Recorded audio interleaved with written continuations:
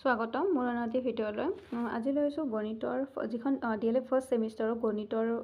পেপাৰখনৰ আন এটি বিষয় লৈ আগতে এটা মই ভিডিঅ' আপলোড কৰিছোঁ। তো আজি হৈছে যে গণিত যি আমি ব্যৱহাৰ কৰোঁ, গণিতক আমি জীৱনত ক'ত কেনেকৈ ব্যৱহাৰ কৰোঁ, এইটো এটা ইম্পৰ্টেণ্ট প্ৰশ্ন বুলি ক'লেও ভুল নহয়, কাৰণ এইটো অহা দেখা যায়ে। তো একদম সহজ হয়, আমি দৈনন্দিন জীৱনত আমি গণিত ব্যৱহাৰ কৰিয়ে থাকোঁ। দৈনন্দিন জীৱনত আমি কি ধৰণে গণিতটো আমি ব্যৱহাৰ কৰোঁ সেইটোৱে মই বুজাব কৈছোঁ। আপোনালোকে চাব, পইণ্ট ৱাইজ লিখিব ভালে, যে আমি শুই থকা এইখিনি নিজৰ ভাষাত, আপোনালোকে এনেকুৱা নহয় যে এইটোৱে লিখিব, এনেকুৱা নহয়, নিজৰ ভাষাত লিখিলেও হ'ব যে আমি য'তে ত'তে আমি গণিত ব্যৱহাৰ কৰি আছোঁ। আমি যদি আমি সময় চাওঁতে আমি গণিত ব্যৱহাৰ কৰি আছোঁ, টকা পইচা হিচাপ কৰোঁতে আমি গণিত ব্যৱহাৰ কৰিছোঁ, ক'ৰ পৰা কিমান দূৰ গৈছোঁ, বাছত ভাড়া দিছোঁ, সকলোতে আমি গণিতৰ ব্যৱহাৰ কৰি আছোঁ। তাৰপিছত আছে যে শিশু এতিয়া ৰটো ভুলকৈ আহি গ'ল, ক্ষমা কৰি দিব, এইটো বেংগলীৰ ৰটো আহিলে অসমীয়া ৰটো ভুল হৈ গ'ল। তাৰপিছত আছে যে শিশুৱে আমাৰ যেতিয়া জন্মগ্ৰহণ কৰে তাত আমাৰ দিন সময় সকলোবোৰ আবদ্ধ কৰা হ'ল, সেইটো আমি কি কৰোঁ, আমি গণিতৰ সংখ্যাতে আমাৰ লিখা যায়। দৈনন্দিন আমাৰ জীৱনত যি কিনা বেচা কৰোঁ, যি দোকানতে হওক বা শাক পাচলিতে হওক বা য'তেই নকৰোঁ কিয়, তো সেই তাতেও যোগ বিয়োগ পূৰণ হৰণ সকলোবিলাক সোমাই আছে। সকলো বস্তুৰ জোখৰ বাবে ব্যৱহাৰ হোৱা মাপকাঠি আৰু একক গণিতৰে সৃষ্টি। ইয়াতে কৈছে যে আমি যিবোৰ বস্তু জোখ মাখ কৰোঁ, একক চেণ্টিমিটাৰ কিলোমিটাৰ এই সকলোবিলাকৰ কথা কৈছে, যে আমি কিমান আজি কিলোমিটাৰ গ'লোঁ বা এইটো কিমান চেণ্টিমিটাৰ হ'ব, এই সকলোবিলাক কৈছে, বা কিমান কিলোগ্ৰাম কিনিলোঁ, তো সেইটো কথাকে কৈছে যে আমি একচুৱেলি দৈনন্দিন সময়ত আমি প্ৰতিটো মুহূৰ্ততে আমি এইবোৰ ব্যৱহাৰ কৰি থাকোঁ, কাৰণ আমাক প্ৰয়োজন হয়ে। তাৰপিছত আমি আৰু এটা পইণ্ট, 4টা পইণ্ট দিয়া হ'ল মোৰ ইয়াতে, নাই 4টা পইণ্টে দিছোঁ। তো কেলেণ্ডাৰৰ কথাটো মেনশ্যন কৰিব পাৰোঁ, মই যিহেতু 4টা দিলোঁ, 5টা হিচাপে যদি আপোনালোকে বিচাৰে তেতিয়াহ'লে কেলেণ্ডাৰৰ কথাটো লিখিব পাৰে, যে আমি কেলেণ্ডাৰতো কি হ'ল সংখ্যা ব্যৱহাৰ কৰি আছোঁ, তাতে মাহ আমি ব্যৱহাৰ কৰি কিনে অতীত ভৱিষ্যত বৰ্তমান আমি তাত সম্পৰ্ক স্থাপন কৰি আছোঁ, সময়ৰ লগত আমি সম্পৰ্ক স্থাপন কৰি আছোঁ, তো এইটো লিখিব পাৰে। তো এই 5টা। তাৰপিছত নেক্সট আছে শিশুৰ গাণিতিক ধাৰণা কেনেদৰে বিকাশ ঘটে, শিশুৱে কেনেদৰে গাণিতিক ধাৰণাটো বিকাশ ঘটাব পাৰে, এইটো ইম্পৰ্টেণ্ট প্ৰশ্ন হয়। ইয়াতে মই প্ৰথমতে অকণমান দিছোঁ, ইয়াতে ইমান নিলিখিলেও কথা নাই বাৰু। শিশু যেতিয়া আমি এনেকৈ লিখিব পাৰোঁ যে প্ৰথম আৰম্ভণিত যে শিশুৰ সময় আৰু বয়সৰ গতিত গণিতৰ ধাৰণাবোৰ বিকাশ ঘটাই থাকে। তো তাৰে ভিতৰত আমি এটা পইণ্ট লিখিব পাৰোঁ যে গণনাত কেনেদৰে তেওঁলোকে বিকাশ ঘটায়। বিদ্যালয়ত যেতিয়া যায় তাৰ আগতেই কিন্তু শিশুসকলে কি হয়, কিছুমান বস্তু ধৰক গণনাৰ যিটো ধাৰণা সেইটো আয়ত্ব কৰিব পাৰে। তো লাহে লাহে তেওঁলোকে কি কৰে, লাহে লাহে যেতিয়া বয়স আৰু সময়বোৰ বাঢ়ি গৈ থাকে, তো তেওঁলোকে বস্তুৰ লগত সংখ্যা জড়িত কৰি কিনে তেওঁলোকে গণনা কৰা পদ্ধতিটো ধাৰণাটো আয়ত্ব কৰি লয়। বস্তুৰ গণনাৰ জৰিয়তে তেওঁলোকে সংখ্যাৰ গণনা কৰিবলৈ শিকে, দুটা বস্তুৰ মাজত সৰু ডাঙৰ তেওঁলোকে বাছি উলিয়াব পাৰে। তো এইটো এটা আছিলে গণনা। তাৰপিছত নেক্সট আছে সংখ্যাৰ চিনাক্তকৰণ। তাৰপিছত আহে যেতিয়া গণনা কৰে, তাৰপিছত কাৰণ সিহঁতে বস্তুবোৰ তেওঁলোকে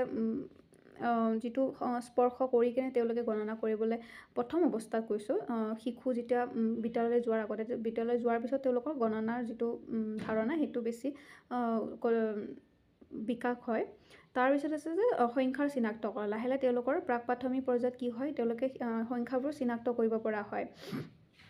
আলোচনী হওক, চাৰ্ট হওক, বা তেওঁলোকে বিভিন্ন ধৰণৰ খেলা বস্তুৰ জৰিয়তে হওক তেওঁলোকে সংখ্যাৰ চিনাক্তবিলাক কৰিব পৰা হয়।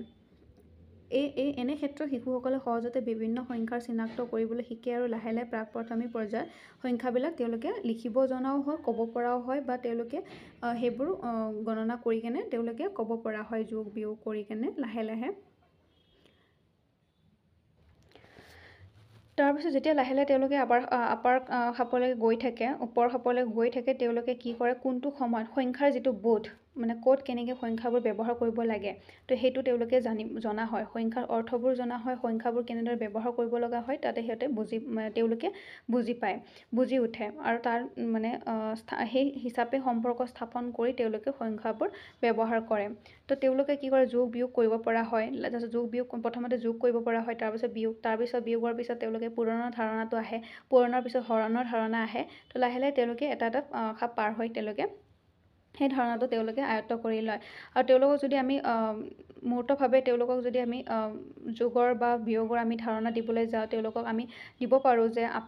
আপেলেই হওক বা কল হওক যিকোনো বস্তু আমি বাস্তৱ পৰিৱেশত যি বস্তু পাওঁ সেই বস্তু আমি তেওঁলোকক আনি তেওঁলোকক আমি যোগ বা বিয়োগৰ আমি ধাৰণাটো দিব পাৰোঁ প্ৰথম অৱস্থাত যোগ বা বিয়োগৰ ধাৰণাটোৱে দিব লাগে তাৰপিছতে তুলনা কৰিব পৰা হয় মানে কোনটো বস্তু দীঘল কোনটো বস্তু চুটি তেওঁলোকে দেখি তেওঁলোকে সেই বস্তু তুলনা কৰিব পৰা হয় যে এইটো বস্তু দীঘল এই পেঞ্চিলডাল দীঘল এই পেঞ্চিলডাল চুটি তাৰপিছত তেওঁলোকে পাতল বা গধুৰ তেওঁলোকে চুই মানে তেওঁলোকে দাঙি চাই পাতল বা গধুৰ তেওঁলোকে গম পোৱা হয় ডাঙৰ বা সৰু এটা যদি তেওঁলোকক বল আনি দিয়া হয় ডাঙৰ আৰু সৰু তেওঁলোকে দেখি কেনে তেওঁলোকে গম পোৱা হয় যে এই বলটো ডাঙৰ এই বলটো সৰু তো তেনেকৈ তেওঁলোকে তুলনা কৰিব পৰা হয় এটা বস্তুৰ লগতে এই বস্তু মানে ডাঙৰটো লগত সৰুটো তুলনা কৰি তেওঁলোকে ক'ব পৰা হয় যে এইটো বল ডাঙৰ এইটো বল সৰু সেইটো তুলনাৰ ধাৰণা তাৰপিছত শ্ৰেণীকৰণ মানে ক্লাছিফিকেশ্যন তো ক্লাছিফিকেশ্যনত তেওঁলোকে কি কৰে সাদৃশ্য আৰু বৈসাদৃশ্যবিলাক তেওঁলোকে বাছি উলিয়াব পৰা হয় যে যদি আমাৰ বৰ্গ আৰু আয়ত কেইটামান দিয়া আছে বা বৰ্গ বা বৃত্ত আয়তটো বাদ দিলোঁ বৃত্ত দিয়া আছে মানে চতুৰ্ভুজ লৈ ল'লোঁ বৰ্গ আয়ত একেলগে সকলো তেওঁলোকে চতুৰ্ভুজ আৰু তেওঁলোকৰ বৃত্ত আকাৰ বাছি উলিয়াব তেওঁলোকে সেই ক্লাছিফিকেশ্যনটো কৰিব পৰা হয় যে বৰ্গ হ'লে চতুৰ্ভুজ হ'লে 4টা বাহু থাকিব লাগিব আৰু বৃত্ত হ'লে এটা গোল বস্তু হ'ব লাগিব তো সেই বস্তু তেওঁলোকে বুজিব পৰা হয় তো তেনেকৈ তেওঁলোকে ক্লাছিফিকেশ্যন কৰিব পৰা হয় বস্তুবিলাকৰ বা তেওঁলোকে আকৃতিটো চাই কেনে যে এইটো দীঘল হয় এইটো ডাঙৰ হয় এইটো সৰু হয় ডাঙৰ বস্তুটো ডাঙৰৰ লগত ৰাখিব সৰু বস্তুটো সৰুৰ লগত ৰাখিব তেনেকৈ তেওঁলোকে ক্লাছিফিকেশ্যন কৰিব পৰা হয় তো তেওঁলোকে এনেকৈ লাহে লাহে গণিতৰ ধাৰণাবোৰ তেওঁলোকে বুজি উঠে আৰু তেওঁলোকে বিকাশ কৰিব পৰা হয় লাহে লাহে হয় বস্তুবোৰ প্ৰতিটো বস্তু যে একেলগে হৈ যাব তেনেকুৱা নহয় আৰু আপোনালোকে দিব পাৰে যে কি কয় সংখ্যাৰ আৰ্হি গঠন সংখ্যাবিলাকৰ আৰ্হি কেনেদৰে গঠন কৰিব পৰা হয় তাৰপিছত জোখমাখটো দিব পাৰে যে তেওঁলোকে জোখমাখ কৰিব পৰা হয় প্ৰথমতে তেওঁলোকে যিটো আমাৰ জোখমাখ তেওঁলোকে প্ৰথমতে ধৰক আমি হাতেৰে জুখি কেনে তেওঁলোকক জোখমাখ কৰিবলৈ শিকাওঁ তাৰপিছত নেক্সট স্কেলৰ ব্যৱহাৰ আহে চেণ্টিমিটাৰ তেনেকৈ কিলোমিটাৰ তেনেকৈ সেইবোৰ একক ব্যৱহাৰ কৰি তেওঁলোকক জোখমাখ শিকোৱা হয় তাৰপিছত আছে সময়ৰ ধাৰণাটো দিব পাৰে যে তেওঁলোকে প্ৰথমতে ঘড়ীৰ ধাৰণাটো তেওঁলোকে প্ৰথমতে নিশিকিব পাৰে প্ৰথমতে ৰাতিপুৱা গধূলি আগত পাছত তেওঁলোকে এনেদৰে এই সময়ৰ ধাৰণাটো তেওঁলোকে পায় তাৰপিছত লাহে লাহে সময়ৰ যিটো ঘড়ীৰ ধাৰণা সেইটো তেওঁলোকে আহি পৰে তো ইমান নহ'লেও হৈ যায় মই ইয়াতে কেইটা দিলোঁ 5টা দিছোঁ চাগে 4টা দিছোঁ 4টা নহয় 5টা দিছোঁ তো 5টা হৈ যায় কাৰণ ইমান নাহে খুব বেছি 5 নম্বৰ আহিব তো 5 নম্বৰ আহিলে এইকেইটা ধুনীয়াকৈ লিখিলে হৈ যাব তো মই আকৌ নেক্সট 3টা ক'লোৱে 2টা জোখমাখ আৰু সময় ধাৰণাটো দিব পাৰে যদি কোনোবাই সহজ হিচাপে লিখিব পাৰে তো এইখিনি আছিলে মোৰ আজিৰ ভিডিঅ'টিৰ বিষয়টো যে প্ৰথমতে মই দিলোঁ যে